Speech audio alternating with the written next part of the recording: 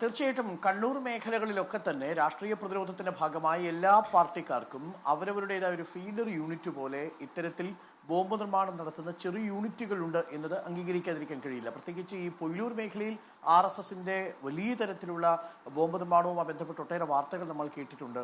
ഈ തൊഴിലുറപ്പ് സ്ത്രീകൾക്ക് അടക്കം ഈ RSS കേന്ദ്രത്തിൽ ബോംബ് നിർമ്മിച്ച് അത് അബദ്ധത്തിൽ പൊട്ടി പരിക്കേൽക്കുന്ന വാർത്ത നമ്മൾ കേട്ടിട്ടുണ്ട്. ഇപ്പോൾ ഏറ്റവും ഒടുവിൽ CPMന്റെ കേന്ദ്രത്തിലാണ് ഒരു ബോംബ് പൊട്ടി അവിടെ ഷെറിൻ എന്ന് പറയുന്ന ഒരു CPM അനുഭാവി കൊല്ലപ്പെടുന്ന വാർത്തയും ഉണ്ടായിരുന്നു. ഈ വാർത്തയിൽ പക്ഷെ ഒരു പ്രശ്നമുണ്ട്. 2015 ജൂൺ മാസം 6-ാം തീയതി നടന്ന ഈ വിഷയം, ഇതിൽ രണ്ടുപേരും പാർട്ടിക്ക് അന്നു മുതൽ തന്നെ രക്തസാക്ഷികളായിരുന്നു എന്നതാണ് വാസ്തവം. ഇത് പിന്നീട് എങ്ങനെയാണ് പാർട്ടി ഇവരെ തള്ളിപ്പറഞ്ഞു എന്ന തരത്തിലുള്ള ഒരു നെഗറ്റീവ് വന്നത് എന്ന് എനിക്ക് മനസ്സിലാവുന്നില്ല. കാരണം ഞാൻ ഇതിന്റെ കുറച്ച് ഓഡിയോ ഫയൽ പരിശോധിച്ചപ്പോൾ പിന്നീട് ജൂൺ മാസത്തിൽ കോടിയേരി ബാലകൃഷ്ണൻ നടത്തിയൊരു പ്രസ്താവനയും ഞാൻ കേട്ടു. ഏഷ്യാനെറ്റിലെ ഒരു ഓഡിയോ ബൈറ്റ് ഉണ്ട്. ആ ഓഡിയോ ബൈറ്റിൽ ഈ രണ്ട് നേതാക്കളെയും തള്ളിപ്പറയുന്നില്ല. പക്ഷെ പിന്നീട് എങ്ങനെയൊരു നെഗറ്റീവ് പ്രചരിക്കുന്നുണ്ട്, ഈ നേതാക്കളെ CPM തള്ളിപ്പറഞ്ഞു. നോക്കൂ, ആ പാർട്ടിയുടെ പതാക പുതപ്പിച്ചാണ് ഈ രണ്ടു നേതാക്കളുടെയും ചടങ്ങ് നടത്തിയിരിക്കുന്നത്, ഫ്യൂണറൽ ചടങ്ങ് നടത്തിയിരിക്കുന്നത്. പാർട്ടി ഒരു വർഷം തികയുമ്പോൾ അവിടെ തന്നെ ഒരു സ്തൂപം നിർമ്മിക്കുന്നുണ്ട്, പാർട്ടിയുടെ അനുമതിയോടുകൂടി, പാർട്ടിയുടെ അറിവോടുകൂടി.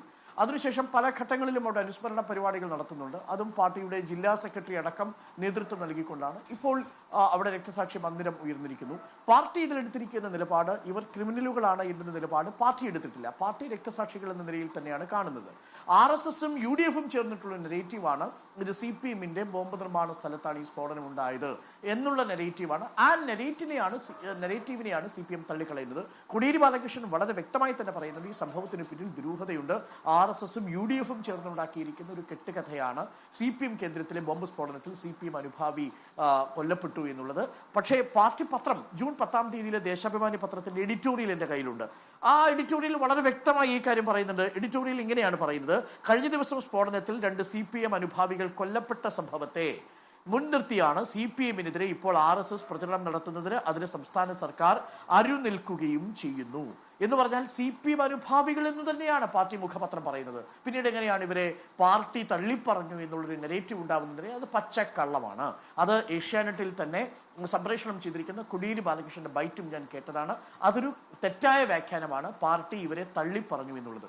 പക്ഷെ ഒരു ചോദ്യം അപ്പോഴും ബാക്കി നിൽക്കുന്നത്, 2015 ജൂൺ മാസത്തിൽ സംഭവിച്ച ഈ മരണത്തെ തുടർന്നുള്ള അന്വേഷണം എവിടം വരെ എത്തി എന്നൊരു ചോദ്യമുണ്ട്.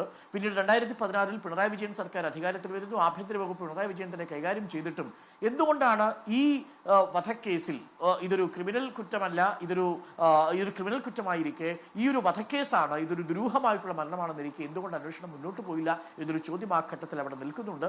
അപ്പോൾ ബോംബ് ഫീഡറുമായി ബന്ധപ്പെട്ട് ഏതെങ്കിലും ഒരു പാർട്ടിയെ മാത്രം കുറ്റം പറഞ്ഞിട്ട് എല്ലാ പാർട്ടികൾക്കും അവരുടേതായ കേന്ദ്രങ്ങളുണ്ട്. അത് ഈ സാമൂഹിക മാധ്യമങ്ങളും വാർത്തകളും ഒക്കെ അതിവേഗം മറ്റൊരു ബോംബായിട്ട് മാറുന്ന കാലത്തിൽ ഇനി അതിന് ആവശ്യമുണ്ടോ എന്ന് ചോദിച്ചാൽ ഇല്ല എന്ന് തന്നെയാണ് എൻ്റെ മറുപടി.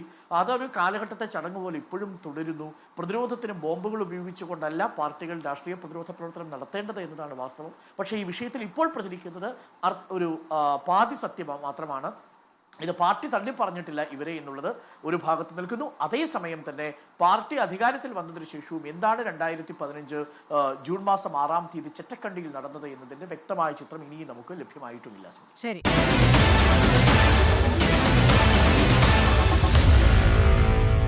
Meet the editors.